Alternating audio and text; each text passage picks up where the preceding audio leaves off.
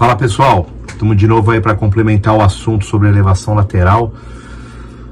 Começamos falando bastante sobre amplitude do movimento, né? A gente não descer ele até embaixo, aquela situação de zerar o braço de alavanca, né?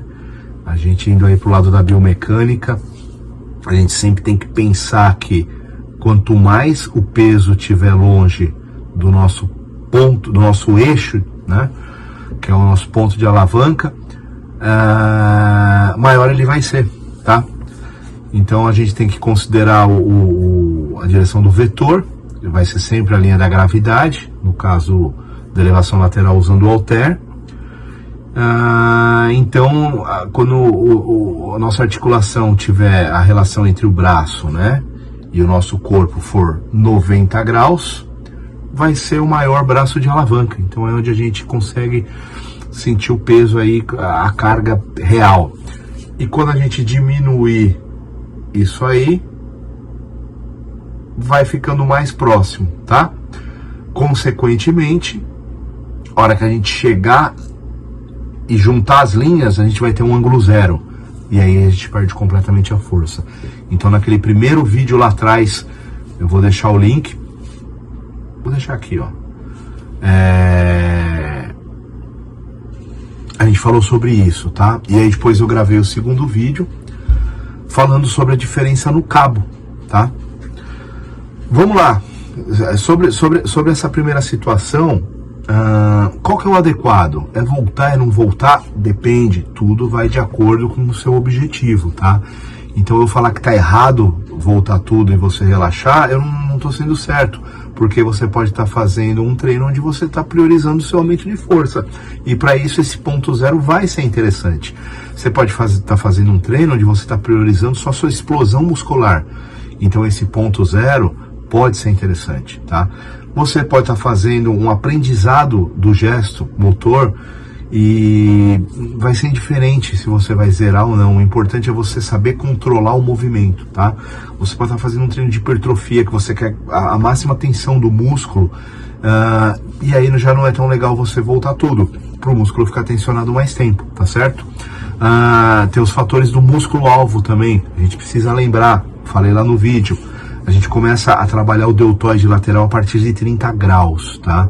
Quem faz o início do movimento é a musculatura supraespinhal, toda a musculatura ali em volta da região acromial, da articulação.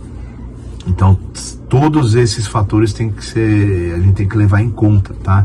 Então é muito importante aí você tá falando com o seu personal, tá falando com o seu professor, com o seu coach, ou com quem tá te orientando, para saber como você vai aproveitar melhor isso.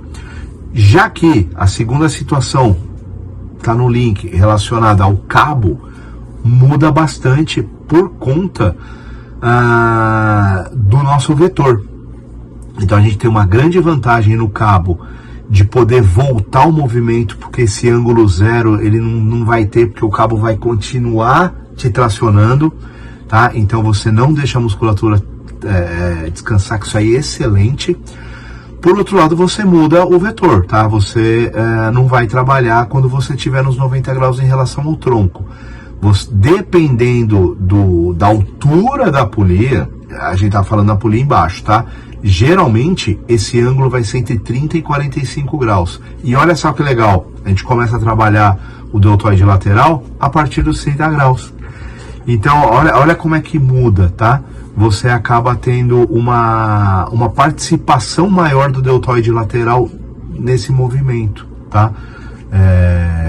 Você vai ter o máximo de tração, o seu maior braço de alavanca, a maior distância, vai ser aí em torno dos 40 graus, 45 graus, tudo depende da altura da polia. Se é um aparelho com uma polia mais alta, uma polia, tá? Tudo depende da distância do seu corpo, então você vai ter que trabalhar isso aí, tá? Aí tem uma galera que gosta de botar a polia mais alta. Eu já não acho interessante, porque você muda muito o vetor, então você vai perder esse ângulo, tá? Então, mas é uma outra situação que você pode trabalhar. Aí vai de novo a pergunta, então como é que é melhor eu trabalhar? Ele com halter ou ele com cabo? Depende, tá? Você tem que analisar qual que é o seu objetivo. o cabo é muito legal, tá? O cabo é muito legal por conta disso. Você consegue solicitar o seu deltoide lateral no ponto de maior tensão, tá? De acordo aí com a biomecânica.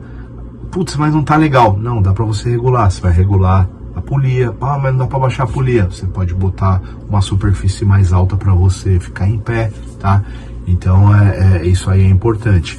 A gente vê por aí o pessoal... hoje em dia se faz muito, né? A elevação lateral na polia, porque o pessoal vende como a melhor solução, mas não é a melhor solução, porque você tem que entender como é que essa polia está funcionando, como é que é a altura da polia, como é que é a sua altura em relação à polia, e por aí vai. E espirrar. Outro detalhe importante também, a inclinação do corpo. A gente pode mudar a inclinação do corpo. A gente pode trabalhar o corpo de forma reta, a gente pode segurar e inclinar o corpo lateral para a gente mudar o nosso ângulo. Você vai ter o seu braço de alavanca mais alto, com ângulo maior. Isso aí a gente falando da polia, tá? Você pode fazer um movimento contrário, você utilizando um banco e fazendo com o halter, tá? O halter também dá pra gente fazer com o tronco inclinado. Então aí são outras variações, tá? Assim, essa combinação de angulação pra gente mudar o braço de alavanca, é complicado a gente falar, né? Isso aí a gente tinha que estar com uma lousa mostrando, mostrar em graus, mas dá para ter uma ideia boa, tá? E outra, isso aí não é obrigação do aluno, tá? Isso aí é obrigação do seu professor. O seu professor ele tem que ter o mínimo conhecimento de biomecânica para saber o que está acontecendo, tá? E isso aí vai depender da nossa fase do treino. Então, mais uma vez eu bato na tecla, você tem que ver qual que é o seu objetivo, tudo depende. Se você está fazendo um trabalho onde você quer aumentar a força, de repente um tipo de exercício é mais interessante. Se você quer fazer um trabalho onde você só está fortalecendo sua musculatura para um objetivo terapêutico, vai ser fundamental você saber onde que é o seu maior braço de alavanca, para você trabalhar menos a amplitude da articulação, para você focar mais no fortalecimento do músculo, tá? E aí você vai ver se você vai utilizar um halter, se você vai utilizar a polia, se você vai usar o tronco numa situação tal, se você... Por exemplo, você tem uma limitação de halter, entendeu? Então você consegue mudar a direção do seu vetor e mudar o ângulo do seu trabalho para você aproveitar melhor esse peso, tá? Então assim, é um universo infinito. É como eu falei num outro vídeo, a gente tem que pensar sem o cabresto, tá? O trabalho da musculação, principalmente voltado à educação física em geral, ele é assim, tá? Ele é um leque muito aberto. Então, vocês têm que sempre procurar trabalhar com informações que não são pontuais, mas informações que são amplas, tá? Porque vocês vão vivenciar no dia a dia, na sala de musculação e na vida esportiva, várias situações, tá? E é muito importante o treino ele ser periodizado, para você passar por várias fases e várias situações. E em cada um desse momento vai ter uma aplicação no exercício de uma forma mais adequada. Isso aí, pessoal, acho que tá bom, né? Videozinho aí em torno de 10 minutos, como eu sempre digo. Dá pra gente passar a informação de uma forma não muito técnica. É difícil falar desse assunto sem ser muito técnico, tá? Porque você não consegue provar o que você está falando. Então você precisa de uma tecnicidade maior.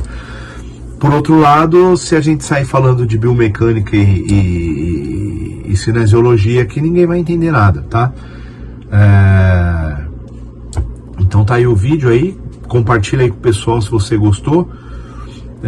Não esquece de dar um like aí pra mim, pra gente aumentar, pra gente ter uma visualização maior aí por parte de outras pessoas.